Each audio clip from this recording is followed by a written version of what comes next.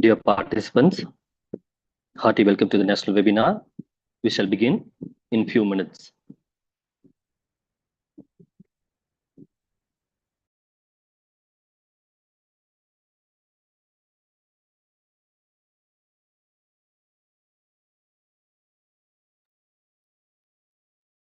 Once again, let me welcome you all for the national webinar.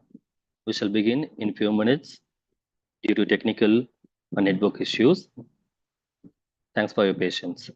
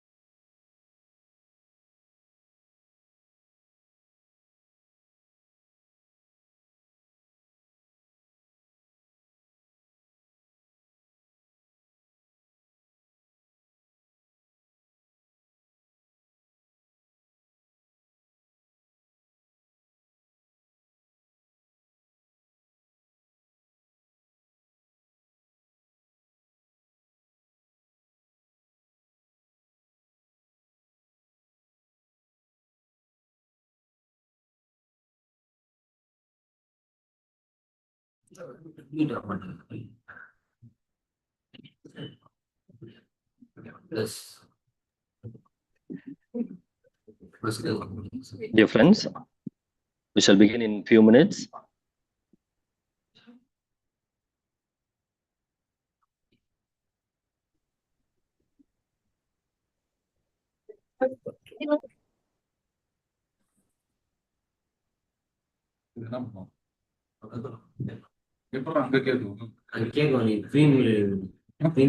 Screen share. இது zoom பண்ணல சரி வேற அவசரத்துக்கு வேலை செய்யுமா கம்ப்யூட்டர் இது ரெண்டே இல்லைன்னு வருது.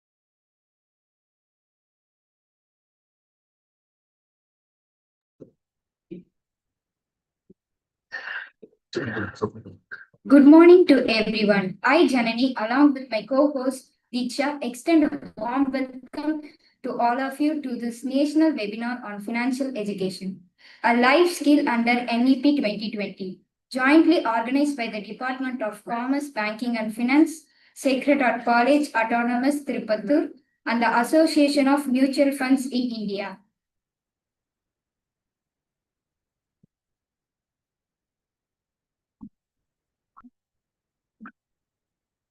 We are delighted to host this session in the presence of a respected head of the department, faculty members, a distinguished resource person, and enthusiastic participants. A very warm welcome to one and all.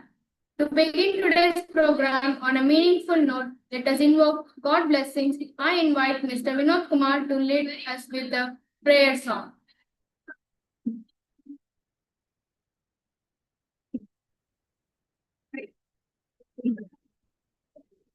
Speak center.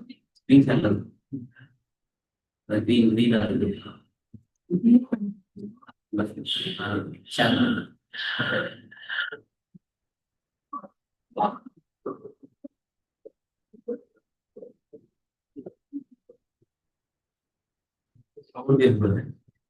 Sorry, off with you.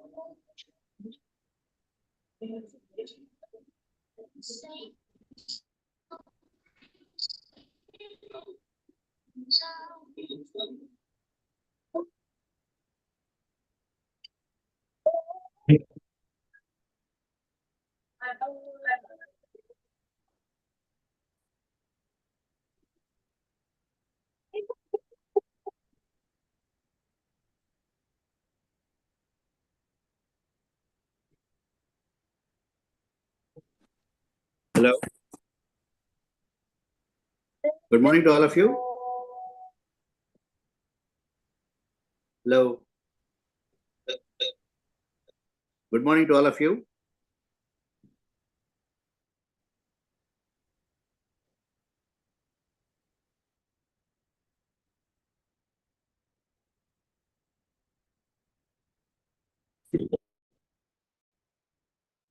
Stand a warm and second, I invite Dr. James, Assistant Professor, Department of Commerce, Banking and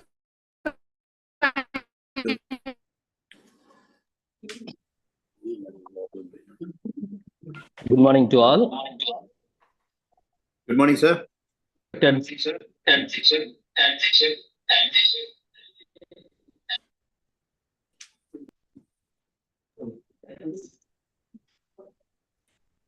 Respected sirs and ma'am, very good morning to one and all present here. It is a great honor and privilege to welcome you all to the national webinar on financial education, a life skill under the new education.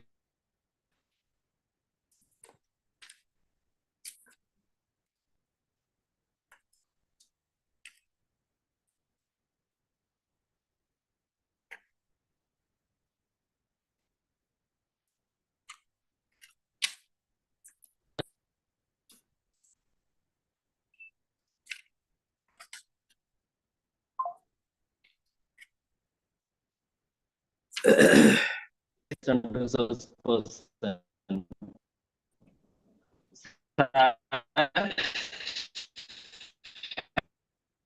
As an organization with an illustrious career spanning the State Bank of India, Mr. Kapadi has served in several key leadership roles, including General Manager of SBI, CEO of Trust Exchange Company, Doha, Qatar.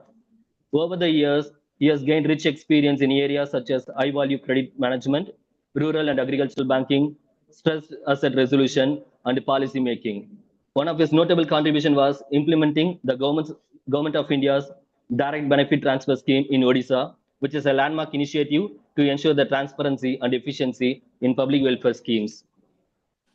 In addition to his contribution in India, his international exposure as CEO of financial institutions in Doha speaks a volume of his expertise and leadership. He has also served as a nominee director on the boards of Utkal Gramya Bank and Odisha State Warehousing Corporation Body of SBI at its central board secretariats. Currently, he continues his journey of empowering people with financial literacy as a senior consultant with the Association of Mutual Funds in India, AMFI, leading efforts to spread investors' education and awareness across South India. We are indeed fortunate to have such a visionary and dynamic personality with us today. On behalf of Sacred College, I extend a warm and heartfelt welcome to you, sir. It is truly an honor to have you with us on this special occasion. Dear sir, the podium is on you. You could carry on, sir. Thank you, sir. Welcome, Good morning to all of you. Dr. Srinivasan and the convener and patron Reverend Dr. Praveen Peter and Rector and Secretary Reverend Dr. Maria Anthony Ross and Organizing Secretary Dr. I. James. Thank you very much for giving me as the senior consultant of AMFI, that is Association of Mutual Funds in India, an apex organization which is driving the financial literacy along with SEBI and also it is representing the mutual fund industry in India. Having given the brief introduction of our organization, let us understand that the financial planning, what is the financial planning and how it is important in our day-to-day lives. So let us see financial planning. In the opening remarks, what I can say is financial planning is a pathway to anybody's future. Unless you plan very well, it will be very difficult to progress in life as planned and to meet the exigencies of the your life journey. Yeah. So in that context, we are organizing this investors awareness program. Let us see how I will see. Anybody, for that matter, all of us are earning money by way of either employment or by way of business. What do you do with our money? When monthly, when you are employed, you will get a monthly salary. What you will do with the money? If you are in business, monthly remuneration for the business as well as some profits of the organization. So this money, what we are earning with our sweat and blood, we save part of it and spend part of it and invest from the savings whatever we have done. This is how we are doing with our whatever we are earning. Saving, spending, first spending and saving and investment. This is how generally we do. In this context, let us see next. The most important investment guru, Warren Buffett in the world, who has billions and billions worth of asset portfolio. What he says in this regard, that is saving and investment, is what he says is do not save what is left after spending. You spend after whatever you want to save. See, that means in his in words, the saving and investment comes first. First, you should decide how much from your monthly earnings, how much you want to save on a monthly basis, on a regular basis. Then the remaining amount only you have to spend. That is what being the investment guru, what he followed and what he is preaching us. Next. When we are saving, our whatever hard-earned money we are investing, we have to take into consideration. In any economy, there is one unseen factor called inflation. Inflationary conditions in an economy will eat away your savings. If you look at the diagram here, you thought that you have saved a full apple, for example, but finally, what you are actually saving is, if you take off the portion of inflation, that is almost, maybe 20%, 10% of your savings will go into to meet the inflationary tendencies in the economy. That means inflation eats up your savings over time. You have to remember this very, very important concept when you are saving. Next. See, what is, this diagram, this presentation shows you how the inflationary conditions in the economy will impact your savings or investment. If you think that on your expenses, if you look at the inflationary conditions in the economy, today, if you want to lead a decent, for example, if you want to lead a decent standard of living and for your family, maybe you may have to spend around, say, 30,000 rupees per month, as an example. But after 5 years hence, what happens? Because of the inflationary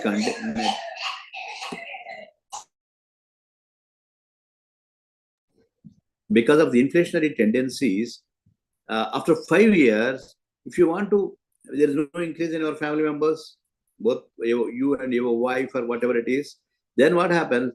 This 30,000, what you were spending 5 years back, is not sufficient to maintain the same standard of living, same quality of life.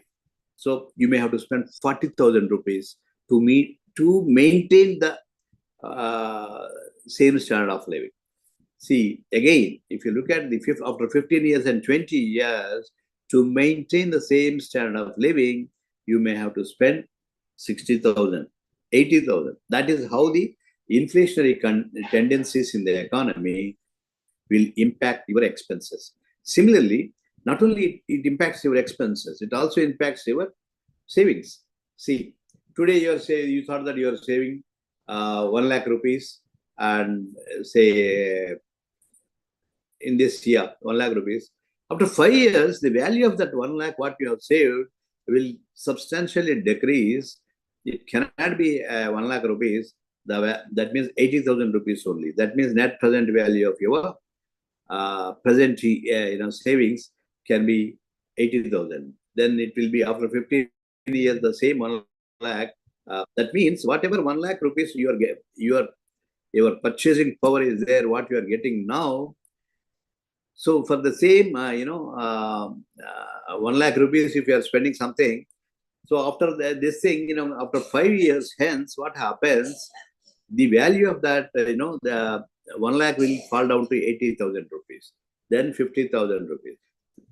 Over a period of years, what happens? The inflationary tendencies in the economy will impact your savings and investments, even though you thought that you saved some substantial amount, but the real value of that amount will be much, much less than what you thought. That is how inflation will impact you. Next. So, to safeguard from the inflationary tendencies in the economy, what one should do? This is the question, important question. You have to, the beginning point is you have to start very early in the life to the habit of saving.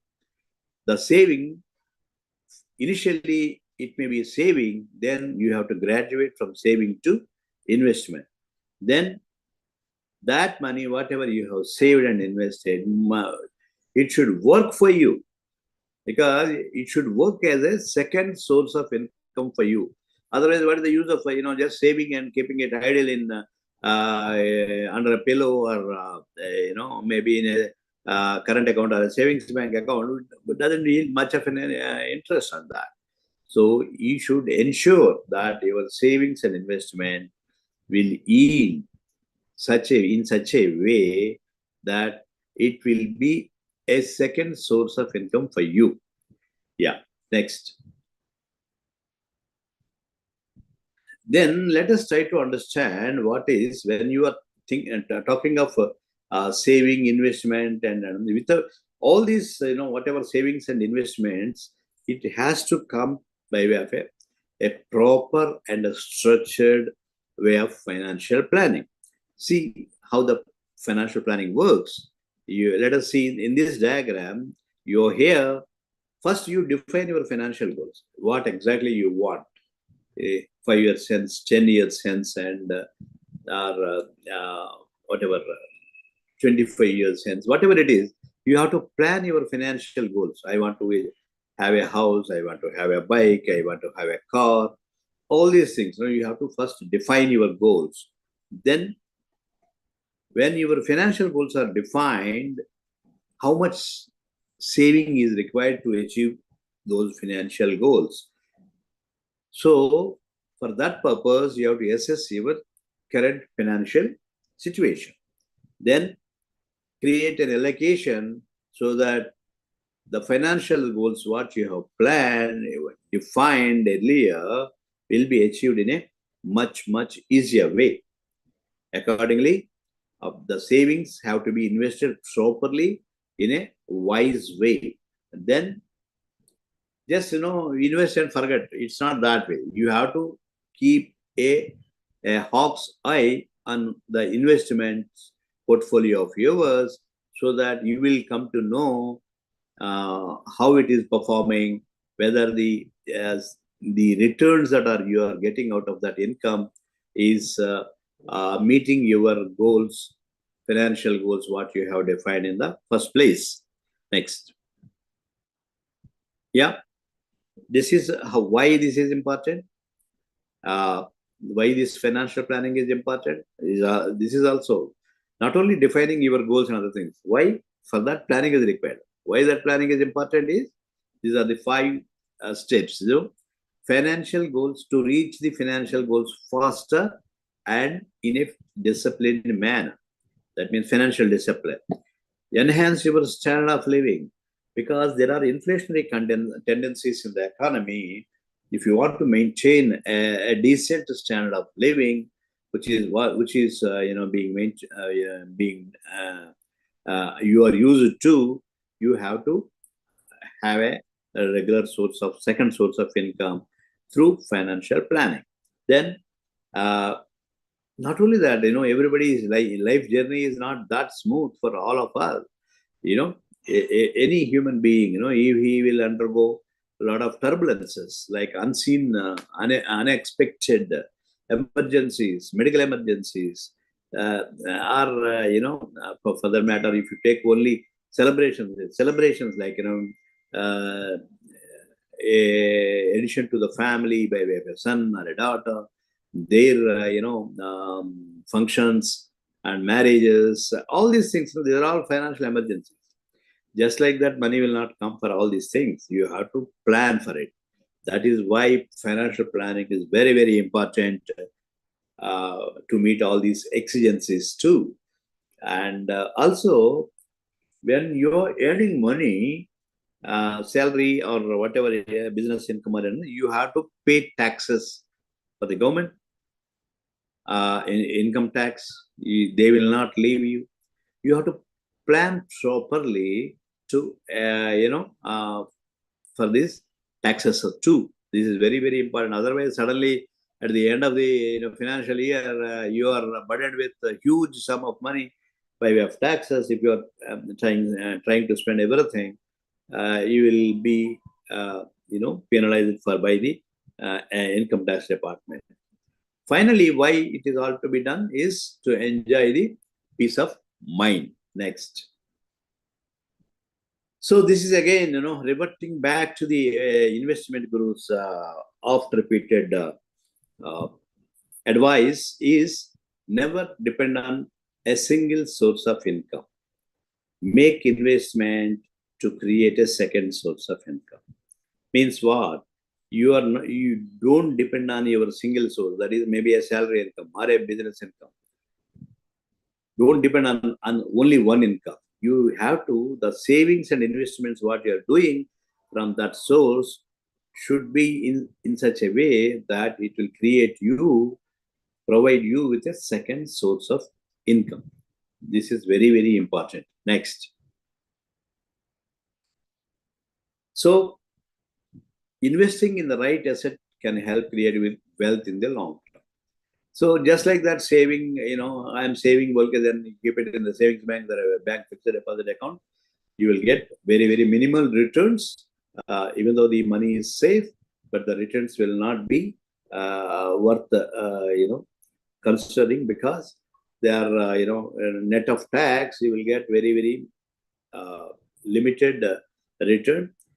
Sometimes the return may not meet the inflationary tendencies in the economy.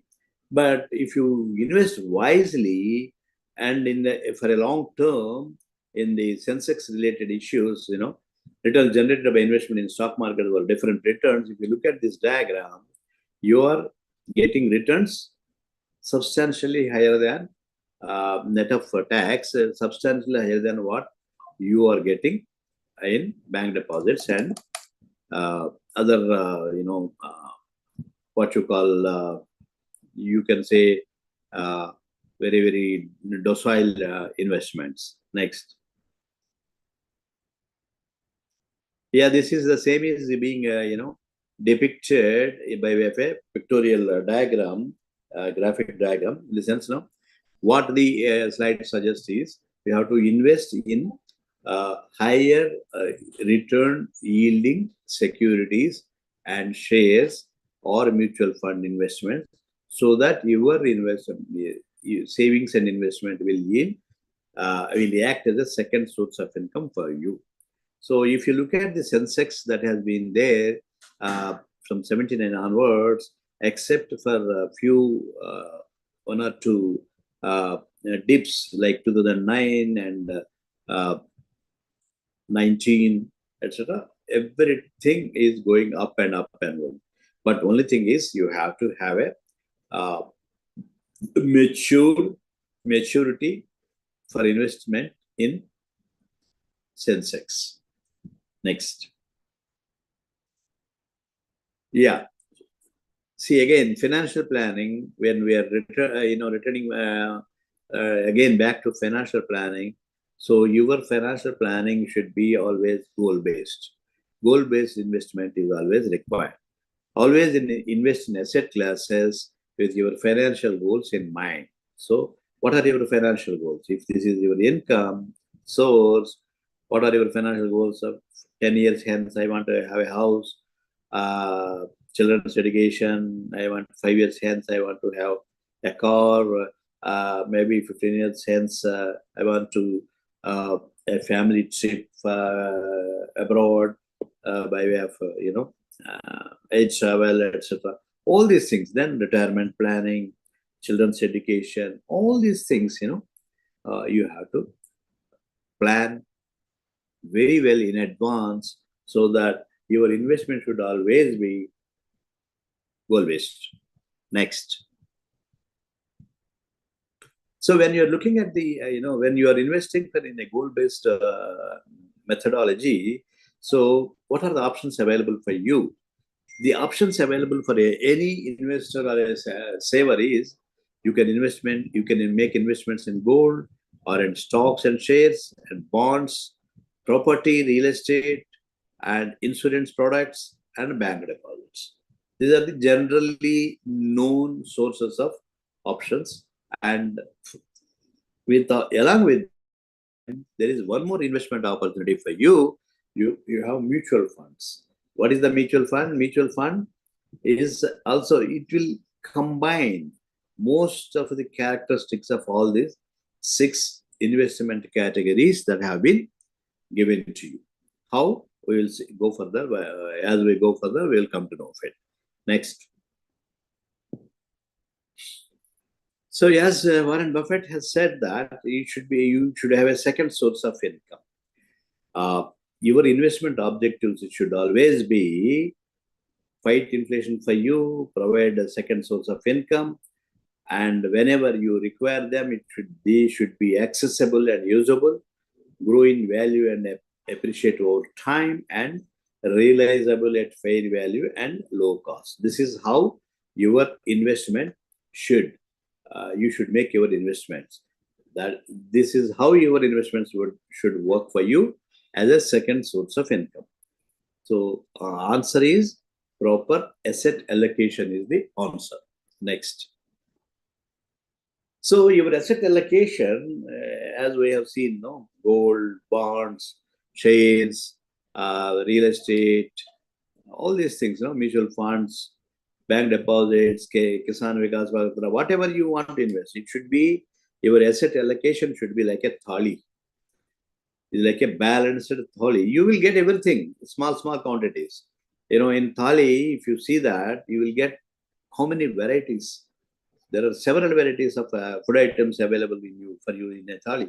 Similarly, your asset portfolio, asset allocation should be in such a way that you have to invest in several asset classes so that then sudden impact will not, disturb your financial goals. Next. See the similar thing, asset allocation should match your financial goals. See, if you look at the asset allocations or asset classes for investment, which are available for investments, there are some investments which are investments grow in value over a period of time. Say property, gold, art collection, equity shares, all these asset classes grow over a period of time in value.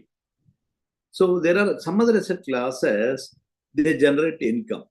They will not, grow in value. They will only generate income, like bonds, corporate bonds. If you're investing in a corporate bond, a lakh of rupees, every quarter or every half year, they will pay you some interest.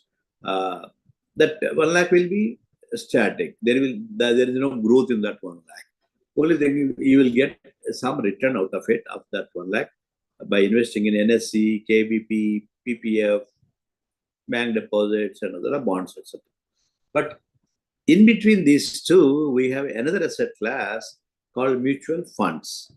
Mutual funds have the what you call characteristics of both these asset classes. That is, grow. Not only the mutual fund will grow in value, and also it will generate you income or a regularly as a second source of income too, if you are interested. So it will have the characteristics of both growth in value and generate income. So ask yourself, are you investing in the right asset classes? If you are actually saving an investment in that category, you have to question yourself. Next. So having said that, mutual fund has characteristics of both grow in value as well as regular returns as a second source. So let us try to understand what are mutual funds, how they are being organized, what are various products that are the schemes that are available under mutual fund. All these things in a nutshell. Next.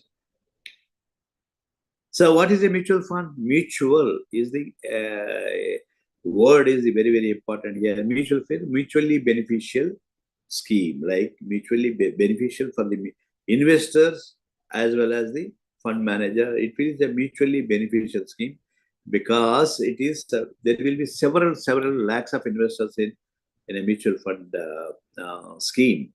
So these beneficiaries, the investors, will be the mutual beneficiaries. And there will be because it's a mutually beneficial scheme, the entire mutual fund industry is organized in India by way of a trust deed. When there is a mutual benefit is involved, there will be a factor called trust. So all mutual funds companies are based on mutual trust. So they are in the way of by way of a trust deed. It's a financial vehicle that collects money from various investors, lakhs of investors, and invest in securities such as stocks, bonds, and debentures. Accordingly, these funds collected by this mutual fund company will be they will be managed by a expert fund manager who has expertise in investing in shares and bonds for the benefit of the investors. Anybody with an investable surplus can invest in these mutual funds. Generally, the mutual fund investment gives you market returns and not assured returns. This is very, very important. One has to understand this. Because there are, unlike in a fixed deposit account of bank, where you will get 7%, 6% return on a assured return, here in mutual fund, it will be based on market returns and not an assured return. This is very, very important concept you have to understand when you are choosing to invest in mutual funds. Investment in mutual fund is the most cost-efficient way, and in the long term, market returns have to be. In the long term, market returns have the potential to outperform the static returns like in bank deposits or PPF, etc. So they have the potential. We have already seen how the stock market Sensex have performed. The least, net of tax return that you have got is 10.6%, whereas the highest it has gone up to 18%. So this is how the Sensex performs, and you have to invest wisely. And if you invest in mutual funds, on your behalf, the fund manager will do all the tasks of investments because he is an expert, unlike us who may not be knowing the nitty-gritty of the stock market. The fund manager, who is supposed to be an expert in the area of investments in shares and bonds and of Sensex, in the Sensex, will be backed by a wonderful research team too. So all these will help the fund manager to what you call better returns year after year. That's why mutual fund is very, very important investment vehicle for or asset class for the investors. Next. How does a mutual fund works? When we are talking about mutual fund is good for the investors, you should understand thoroughly what exactly is how it works. You are here as an investor, you put your money, you pull up your money, and they will be handed over to a mutual fund company, which is being, the fund manager will invest on on the investor's behalf, and invest where he will invest. He will invest in stocks and securities, and the stocks and securities will get returns based on market returns, and these market returns, whatever has been earned by the mutual fund industry, will be delivered back to the investors. This is how it works. Next.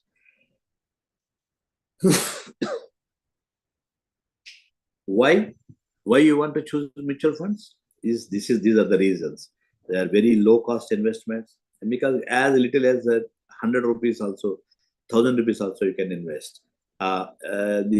These investment, the funds collected in the mutual fund, they are entrusted to a professional management team like fund manager, and they will invest on your behalf, and there will be a lot of transparency will be visible, and liquidity. This is what most of the investors will look into it. Whenever the investor wants his funds back, he can liquidate his units of mutual funds in a easiest way and without any hazards.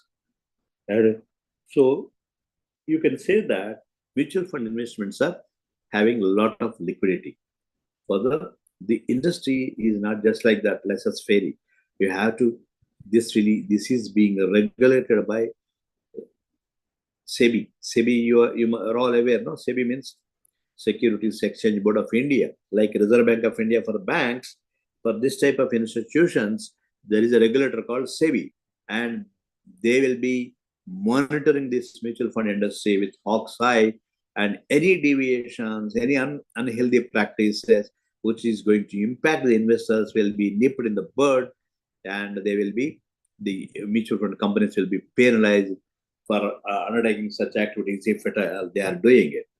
And convenient and low cost, not only low cost, it will be very convenient in small portions you can invest. This is why mutual funds, investments in mutual funds is very, very important. Next. Yes, let us, having said that mutual fund is a good form of investment and an asset class, let us see how it works. Mutual fund structure and schemes.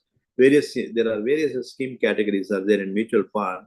Let us see how the mutual fund industry is organized as far as structure is concerned, and what are the various schemes they are floating. Next. Yeah, this is, as we already discussed, that mutual fund is, as the name suggests, it's organized by way of a trust deed, executed trust deed. There will be a sponsor company, like, if you look at it, all these banks, State Bank of India, ICICI, HDFC, whatever it is, they sponsor a mutual fund company, and they want to start a mutual fund company. The first step, what they have to do is, they want to have a board of trustees. Those board of trustees, they will appoint this, they will hands-off approach. They will not involve in day-to-day operations of this company. They entrust this task to a board of trustees, and this board of trustees will float a company called asset management company. And the sponsor doesn't have any access to this company. Only the board of trustees will run this company. This board of trustees are well, qualified and well respected people appointed by the sponsor. The entire task of management of this asset management company is entrusted to them. So what this asset management company will do? These asset management company will invest after collecting the resources from small investors and medium, scale investors. The investment management and day-to-day operations are done by this, and they will float mutual fund schemes, and the investors will invest in those schemes. So when the investors invest in those schemes, and with that, the fund manager has bought shares or bonds to give handsome returns, market-related returns to the investors, they have to purchase shares and bonds. And who will keep that shares and bonds? There will be a custodian. It will not be with the asset management company. There will be another third party who will keep all the shares and bonds of that asset management company, which was purchased by this mutual fund. And these, mutual fund schemes that are being floated by the asset management company will be distributed by agents and distributors, bankers, and fund accountants. All these people will be the various stakeholders and various players in the mutual fund industry. Next. Yeah, somebody is, scratching this, with this thing. Please desist from doing this. I don't know. Moderator, sir, please look into this. Somebody is, doing a lot of scratches. Types of mutual funds. Let us look at the types of mutual funds. The mutual funds are structured in several ways: organizational structures, management portfolio wise, investment objective wise, investment portfolio wise, and other types of funds. There are several schemes, mutual fund schemes. Next. Categorization of mutual fund schemes will be, there are several categorizations, 5 categorization major categories. One is equity schemes, and second one is debt schemes. Third one is hybrid schemes. That means a mix of equity and debt schemes, and solution-oriented schemes for retirement and children education, and other schemes. That means exchange-related schemes like exchange-traded funds and gold funds, index funds, and all these things. There are 5 major categories of mutual fund schemes. Next. Yeah, let us go one by one. Equity schemes next. Generally, the equity fund schemes, the objective of these equity fund schemes is to invest in most of the funds, majority of the funds collected in under these schemes into equities like shares, and some of them in minor portion in government securities and bonds, etc. But major portion will be invested in equity funds, shares and bonds. Next. Equity fund category is, there are several categories under this. Multi-cap fund, large cap fund. Multi-cap fund, 60% investment in equity and equity-related investment. Because multi-cap, there are several companies, they will sectoral allocations. Large cap fund, 80% investment is going to blue chip shares. Large and mid cap fund, 35. See, similarly, this equity fund has several categories, and depending on the investment objective of the category in which you are going to invest, you will come to know upfront what type of investment they are going to make once the funds are collected. Next. Next, please. Yeah. In this equity, again, there is another classification called dividend yield fund, value fund, contra fund, focus. All these are several categories. Last one is very important, ELSS, equity linked savings scheme. That means it not only gives you some returns, but also it will gives you protection. I mean, tax saving protection also. Under 80 CE and other things, you will get up to 1,50,000 rupees tax rebates you will get. Next. Equity linked scheme, yeah, 80C, deduction from taxable income up to 1,50,000. Investment predominantly in equity and helps generate market linked returns, shortest lock-in period. But however, unlike in other schemes, here ELSS has a lock-in period of 3 years, because it is giving you the what you call tax savings up to 1,50,000 rupees. Next. So, having understood the equity schemes, let us focus on debt schemes. Debt funds are, again, there are the investments made in the debt funds is they will be invested in government securities, bonds, corporate deposits, and all these things. These are all slightly when the equity schemes are for the people, for the investors who are having a higher risk appetite. What is higher risk appetite? That means even there are shocks, they can withstand those shocks. Whereas in debt fund, is the moderately low to moderate risk appetite persons can opt for. If the shocks are there, I cannot withstand. My total financial planning will go for a haywire. If that type of people, debt funds is a much safer way of investments. Next. So this is a matrix given to you depending on the risk on y-axis and on x-axis, you'll find duration, maturity period of securities in the fund. This is how, as long as, when the risk is very low, you will have which fund will give you what you call a low risk and high returns, and high risk and low returns. Everything is given to you in this matrix. You can, if you understand this, so the risk will be very, very high in case of when credit risk funds. When there is a credit risk, default risk is there, the risk of this, mutual investment in that mutual fund will be very, very highly risky. Similarly, the lowest risk will be in contra funds and other things, or index-based funds. There will not be much of a risk in those fund categories. Next. Debt fund categories are generally, and in the equity also we have seen like this. In debt fund also we have overnight fund, liquid fund, ultra short duration fund, low duration fund, money market fund, short duration fund. All these funds schemes are there. Even for the shortest period also you can invest. For 1 day also you can invest in mutual funds. Up to 91 days liquid fund, you can slightly better return than what your investment can earn. That will be given to you. These are all the various schemes that will help you to achieve your investment goals. Next. Categories, again, long duration in debt fund. There are various categories.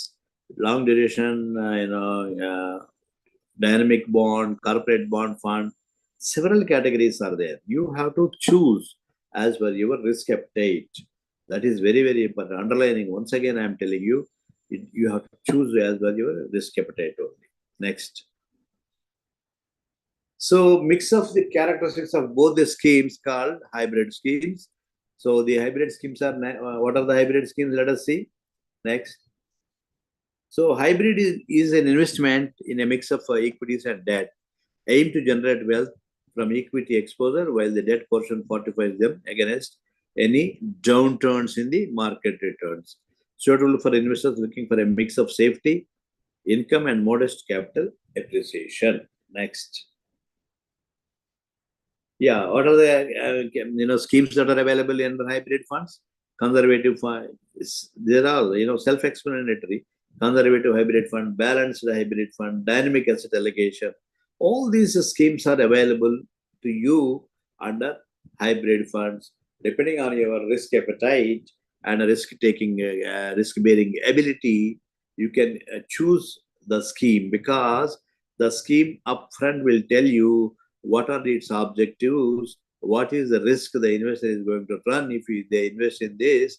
Everything will be told to you in your scheme-related document, and you will be knowing them, all of them, very important information before your investment itself. Next. Yeah, there are other categories called solution-oriented schemes. What are the solution-oriented schemes? Next. These are all retirement funds. So if your employment is not providing you a pension option or things, suddenly once you retire after superannuation, your source of income will be dried up. So instead of that, if you invest wisely from the day one of your earning and plan your financial goals properly, this will give you a regular source of income even after your retirement. Children funds. Once a child is added to your family, so your children funds, if you start investing in your children funds, it will be giving you a wonderful return when actually they come up in life and they start going for schools and colleges, etc. And other funds are index funds and overseas funds. These are all different categories of funds. Solution-oriented funds. Next. Yep. Index funds it replicates the index, aims to provide returns in line with the index.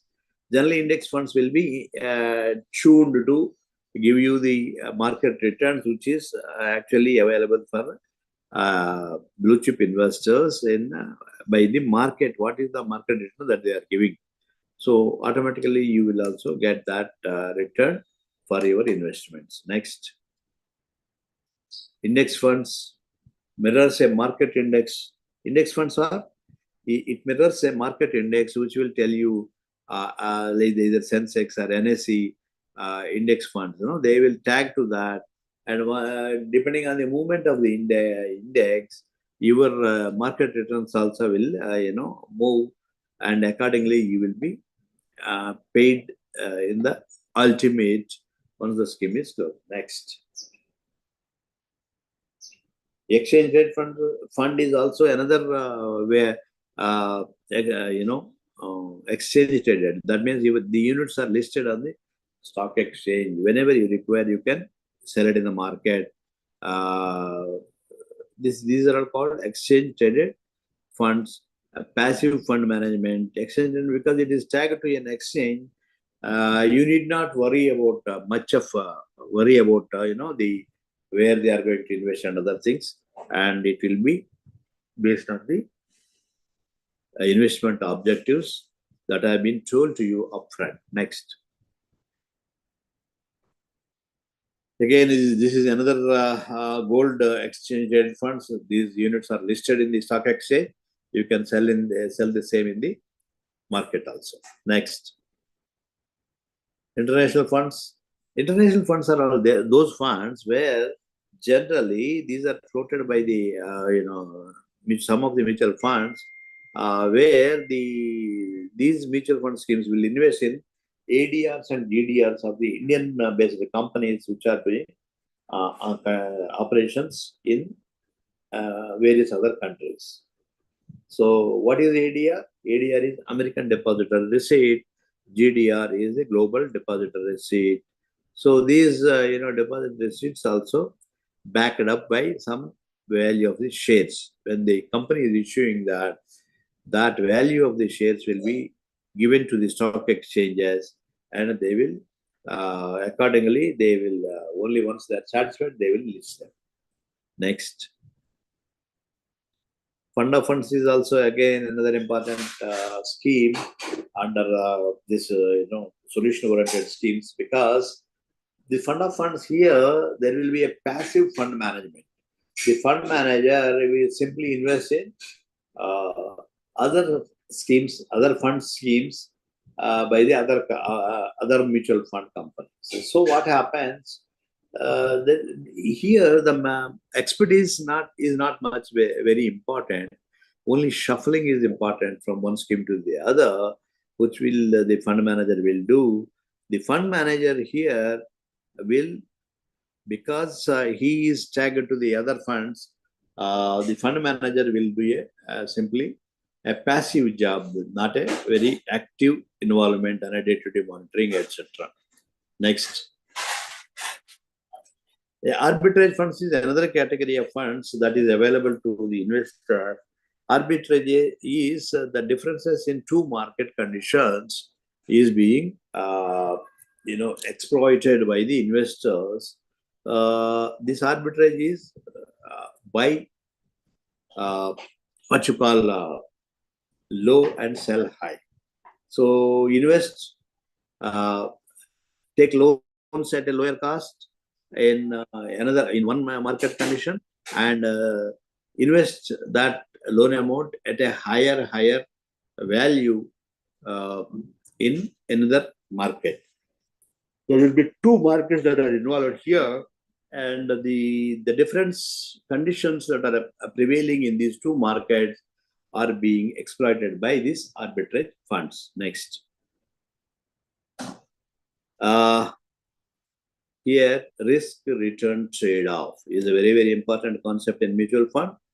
Equity funds, the risk will be slightly higher risk and higher returns will be there.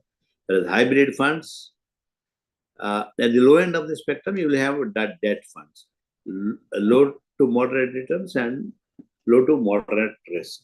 In between is hybrid schemes, modest returns and moderate risk. This is how you can find out the risk which is given depicted here will tell you what type of risk you are going to incur in case if you are investing in an equity scheme or a hybrid scheme or in a debt scheme. Next. Yeah, having understood the various schemes like equity, debt, hybrid, solution-oriented schemes, and exchange-traded funds and other fund of funds, etc., let us try to understand when we are investing, what are the documents that are available for you for helping you to invest in these schemes. First is a scheme information document. It's an elaborate document. It will tell you upfront where to invest and how to invest, and how much investments. If you're choosing a scheme, how much of that scheme is investing in shares and bonds, and etc. Everything will be told to you upfront in scheme information document, which is shortly called a SID. The other one is statement of additional information, SAI. SAI. This is information related to legal, tax, and other general aspects of a mutual fund will be told to you in this document. And key information memorandum. Summarized version of the summarized version of the SID, and it also includes key essential details that an investor wants to know and should know. Next. There is a concept called fact sheet. When you're investing in mutual fund industry, there is a concept called fact sheet that is it is issued on a monthly basis, depicting the performance of the scheme, what are the investment objectives, how the investment is being made, vis-a-vis the objectives, etc. Everything will be told to the investor on a monthly basis by way of a fact sheet. Next. Plans and options. What are the plans available to you for investment in mutual fund industry? There are two types of plans. One is a regular plan, and there is the direct plan. What is the regular plan means? You investor try to invest through agents, distributors, banks, and they will market those schemes, and you are influenced by them, and you want to invest in mutual fund of a particular scheme, and this distributor and the agent will help you for investment. Direct plan will be, that means like an internet banking, online banking and internet banking. You can directly go to the mutual fund company's website and invest in that whichever scheme you want that is running by the mutual fund company. This is a regular direct plan. So another this thing is in the mutual funds there are two options available to all of us. One is a growth option, and the other one is income distribution come capital withdrawal option. Growth and income distribution. Growth means you to take advantage of the cumulative impact. You are reinvesting the returns that are being generated by the fund in the fund itself, so that your growth objectives, your growth in value of your investment will be achieved. Whereas income distribution come capital withdrawal option is at income distribution means whatever returns that are being generated by this mutual fund will be distributed to the investors by way of if they have opted for this IDCW option. So it will be given to the choices given to the investors only. The income will be distributed at quarterly, half-yearly, and yearly basis to the investors. Next. Modes of investments. What are the modes? Modes is very simple. You can make a lump sum investment, or a systematic plan, or a systematic transfer plan, or inter-scheme switches. There are four types of modes of investments are there. In one go, you can invest a lakh of rupees or 10 lakh of rupees, whatever you want to do in one go if you are investing it. So that is a lump sum investment. Systematic investment plan is on a monthly basis, like a recurring deposit of a bank. You keep on investing on a regular basis, monthly basis, a small amounts. That's called SIP. Systematic transfer plan. You can transfer, you can give a mandate to the bank to invest, withdraw some of the units from this scheme and invest in some other scheme called systematic transfer plan. Inter-scheme switches. Inter-scheme switches, one important objective, important criteria is you have to switch only within the company, mutual fund companies schemes. If you have invested in, say, ICICI mutual fund in one scheme, you are not happy with its performance, you want to go back to another scheme of ICICI floated by ICICI, which is doing very well, you can ask the mutual fund of ICICI to transfer those funds to another scheme, so that will give some better return than what you are earning now. This is called inter-scheme switches. Next. Systematic. What is a systematic investment plan? Regularly, like I say, a bank recurring deposit account, you have to invest regularly. Next. SIP. SIP has the impact of power of compounding. So, starting at the age of, say 25, you start investing 1,000 rupees per month at 8% per annum till the age of 60. Your investment will come to the tune of 4,20,000, whereas your returns will be, because you started very young at 25 years of age, you will get returns of 23 lakhs, almost 23 lakhs, 9,175. Similarly, you will get this type of at various stages, 25 years, 30 years, 35 years, 40 years. So if you start investing monthly, the compounding effect will be generated for you in the SIP. Next. Similarly, the SIP, the advantages of SIP is being shown in rising markets, falling markets, and volatility. When there is volatility in the market, the SIP investment will averages out your net asset value and average cost per unit. And this type of investment is very good for investors who are going through SIP. Next. Systematic withdrawal plan also you can plan. That means allows investors to regularly withdraw a fixed amount from their mutual fund investments.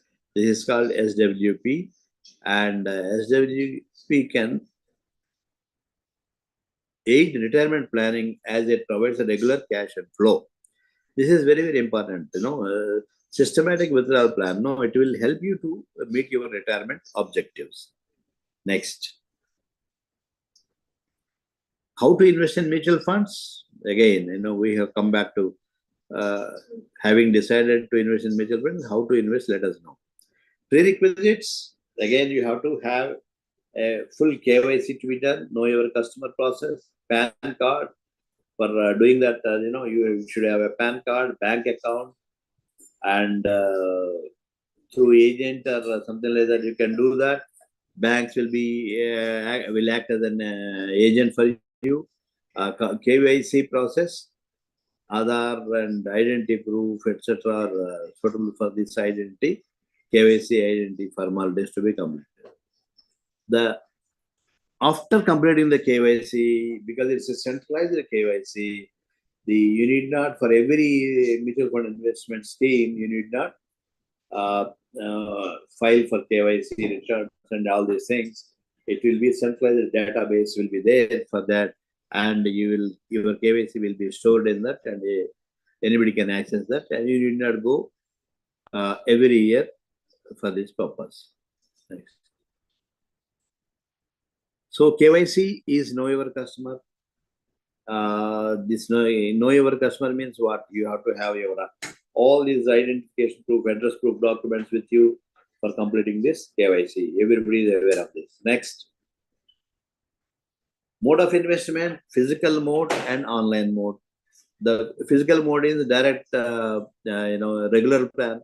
Physical mode comes in the regular plan where you invest through. You have to complete a format and all these things. And there will be a distributor or an agent.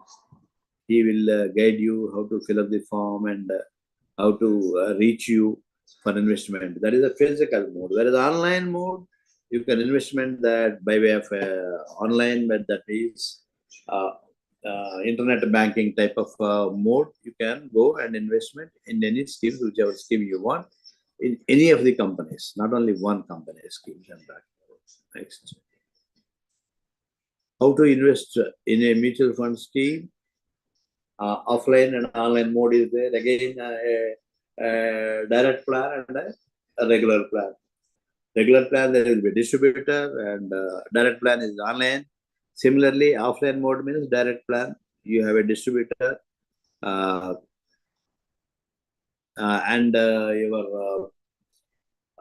he will assist you in filling up the forms.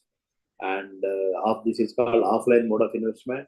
And online mode, you directly go to the mutual fund company, asset management company, and invest in and complete the formalities and start investing. This is how online mode and offline mode is working. Next.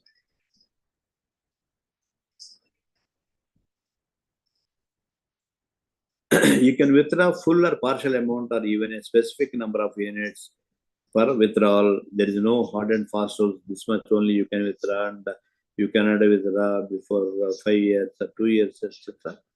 Your scale and your operations will decide you how to go about in investments, either offline or online. Next. Mutual fund also gives you, because it's a well-regulated market by SEBI, your mutual fund also provides a relative returns, instead of market issued returns and other things, and also should be measured over the recommended holding period. You invest today and tomorrow you start assessing it. Is not a correct way of things. Over a long period of time, with your management investment objectives, also take into consideration for completing the KYC formalities. Next. Another important concept that is called stress testing is also available for the investors, in the sense, in different stress areas, like when the market is rising, market is falling, market is very volatile. Under these conditions, how your investment portfolio invest in mutual funds will perform. This is called a stress testing methodology, or this is also called scenario building approach and other things. It will give you all these techniques are available. That means it will be given to you by the fund managers. Next. Net asset value. When you are investing in the mutual funds, you will keep on hearing NAV, NAV, NAV. What is NAV?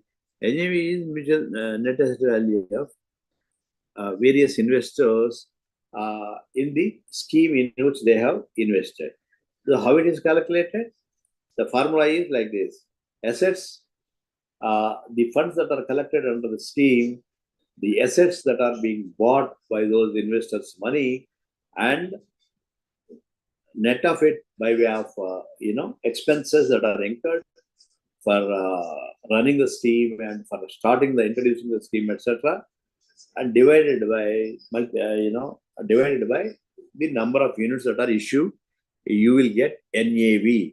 NAV will be published on the website of the AMFI on a day-to-day basis, and every investor should know what exactly is their net asset value of their fund. Next. Risk-o-meter is another important tool that is given by the mutual fund industry, and which is again a SEBI-regulated mandate. So it will tell you when they float a scheme, they will tell you the risk-o-meter of that scheme will tell you what is the risk you are running by investing in such a scheme, whether low to medium, or moderate risk, or moderately high risk. Several, 6 categories are given in this risk-o-meter. So they will upfront tell you your scheme which you have chosen is having what type of risk. Yeah, next. Nomination facility is also available in mutual funds. Nomination, we need not tell you elaborately on this. Everybody is aware of it. In the event of unfortunate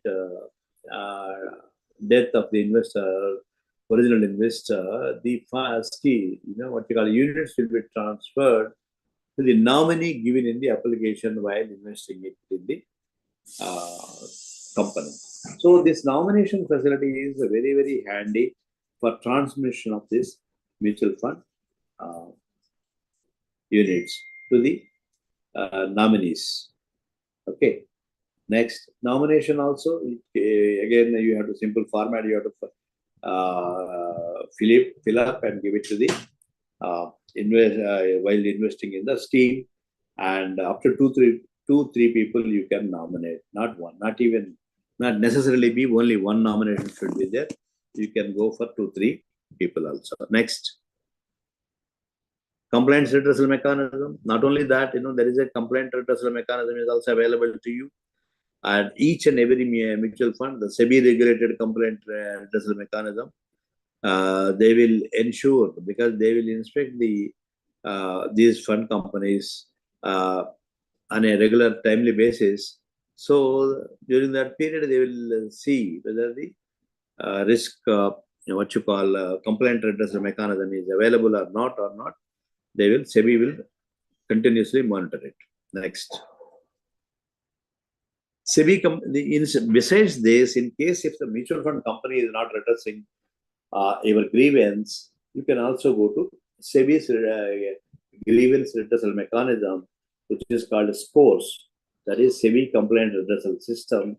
You can also lodge a complaint with them so that they will be well taken care of, and nobody can escape the responsibility when a complaint has come, and they have to be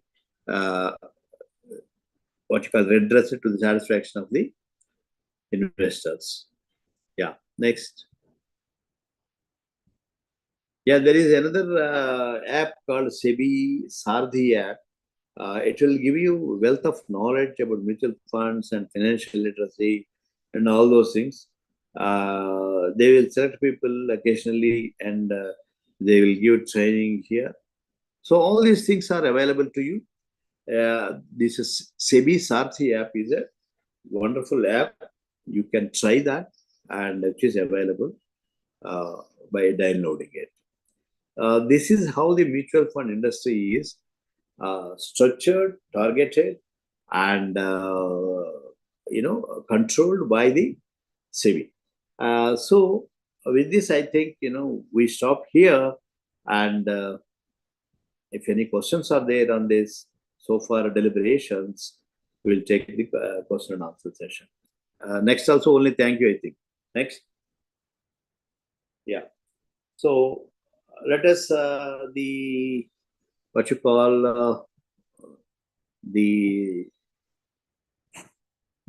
forum is open for Q&A. Anybody can ask any questions on this. If at all, I can try to answer them. Any questions, please?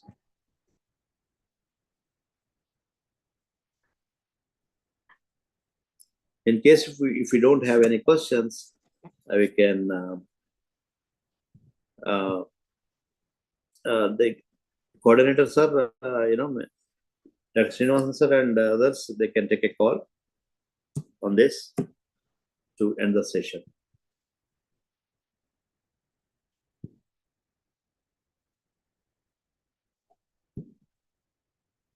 James and Dr. Srinivasan, you can take a call on this in case if there are no questions. Yes, sir.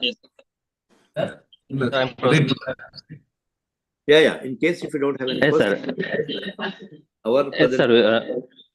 Yes, sir. We have the queries from our students and the participants. Could you permit them to raise the questions? Yeah. Please. Sure, sir. Let me invite the students. Those who have doubts or queries, kindly come forward and raise your questions. Sir is ready to answer your questions or queries. Thank you.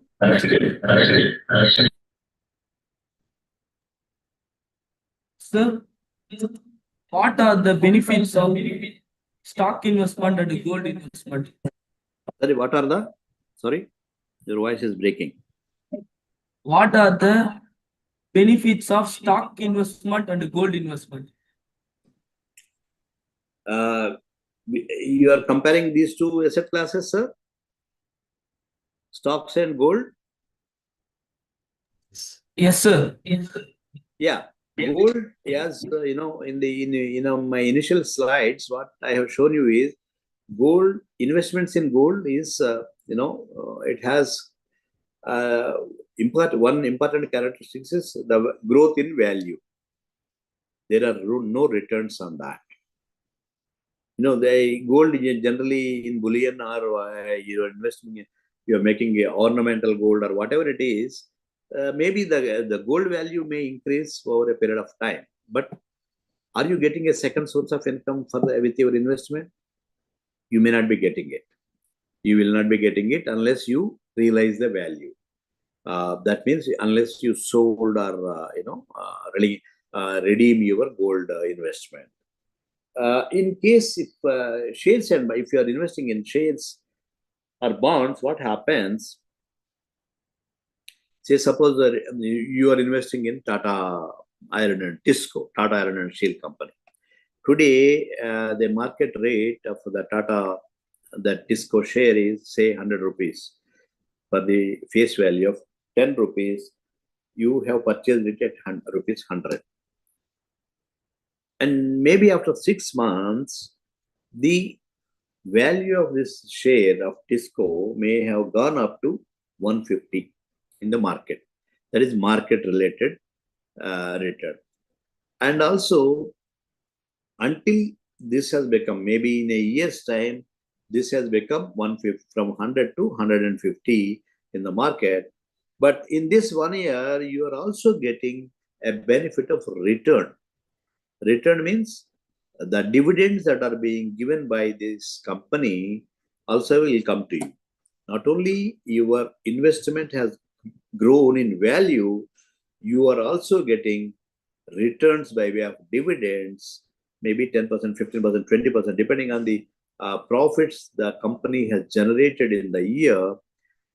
They will distribute those profits if the management decides to distribute, or they can retain it in the business so that your value of share will go up from 100 to 175, etc.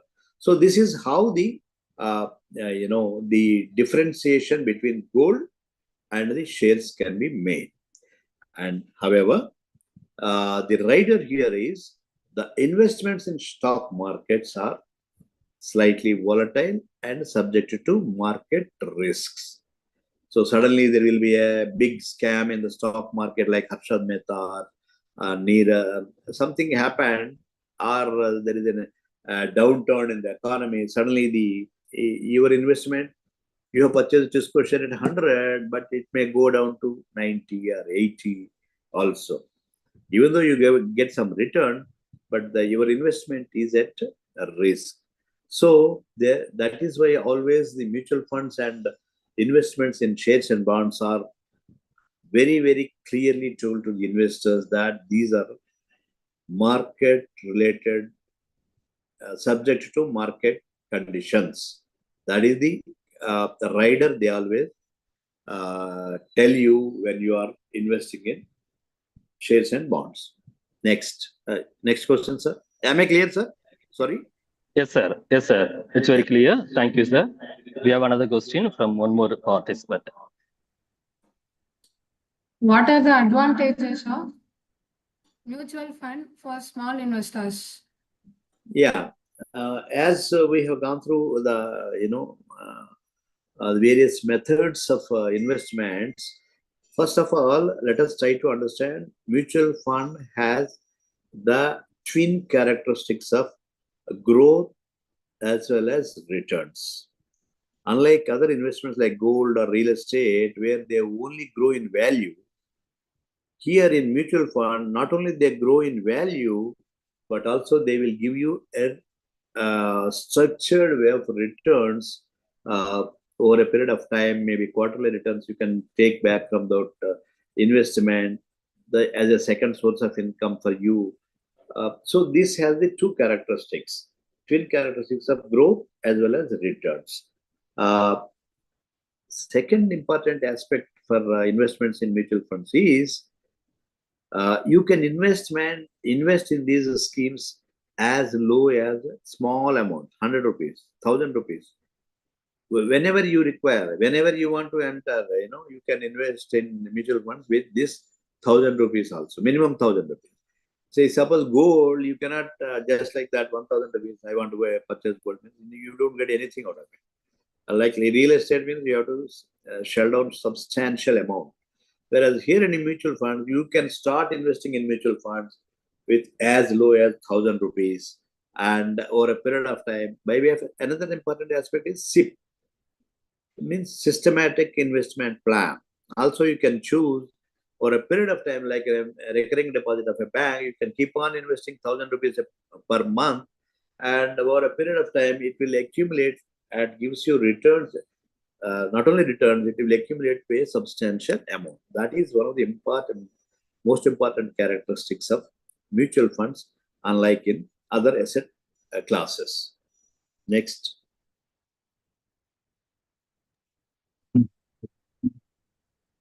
Sir. Sir,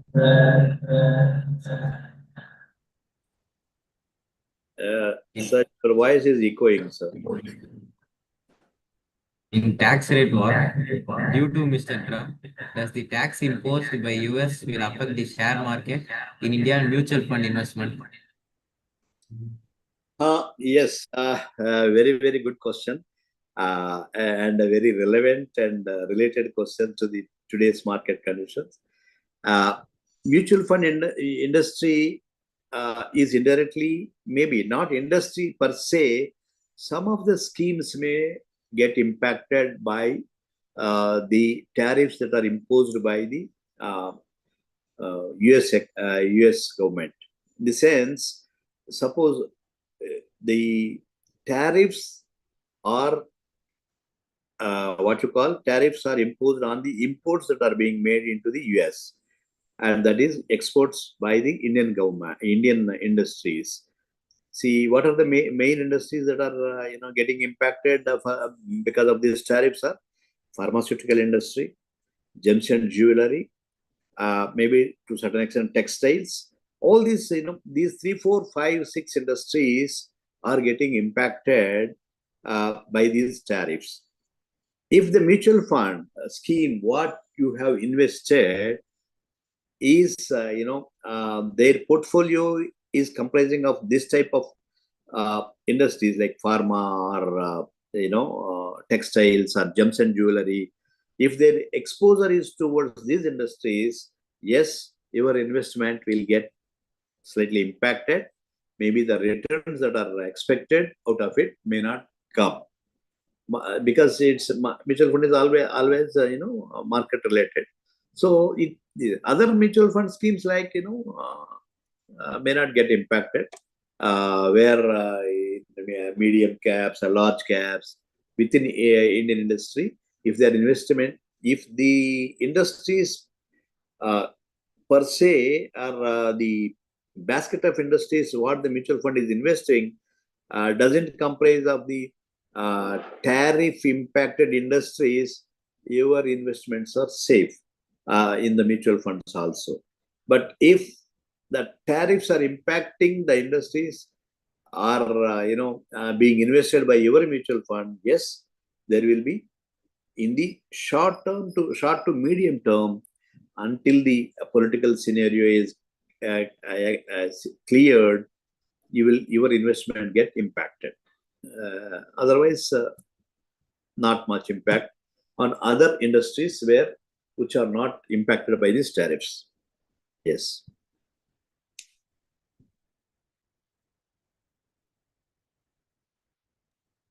Yes, sir. Yeah.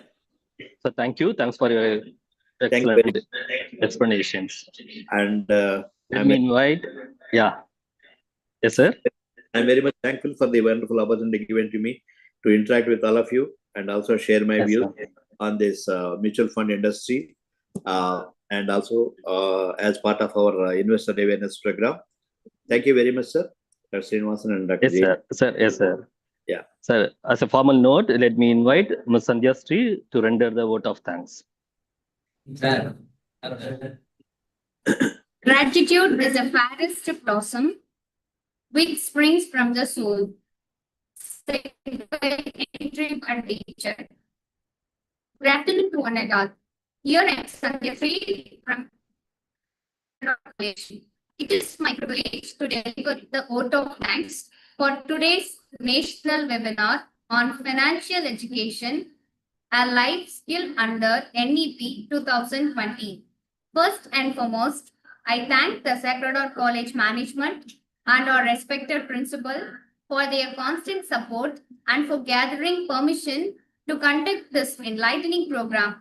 My heartfelt thanks to Dr. B. Srinivasan sir, Head of the Department of Commerce, Banking and Finance, and Association's President, for his guidance and encouragement in making this event possible.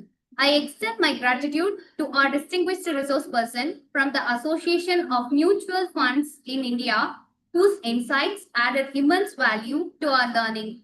A special word of welcome and thanks to the coordinator of this webinar, Mr. Ahmed, whose efforts, along with the technical team of SMFI, have made this program possible. I also thank the association secretary and joint secretary who worked diligently behind the scenes to ensure the smooth flow of the program. My sincere thanks to the organizing team led by Mr. Vinod and the dedicated student volunteers whose teamwork and commitment brought this event to life. I thank all the faculty and students from other institutions and students from our college participants because, as it rightly said, an event becomes successful not by the number of people who organize it, but by the spirit of the people who take part in it. On behalf of the department, I once again extend my gratitude to each one of you. Let us carry forward today's learning and apply financial education as a true life skill. Thank you. Thank you very much.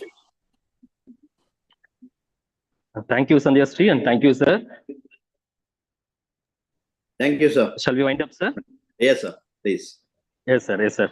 And once again, let me thank the organizing team. Thank you, sir. Dear participants, kindly post your feedbacks that has been given in the chat box. Thank you. Thank you to all once again. We shall meet on another platform with an innovative topic. God bless you all.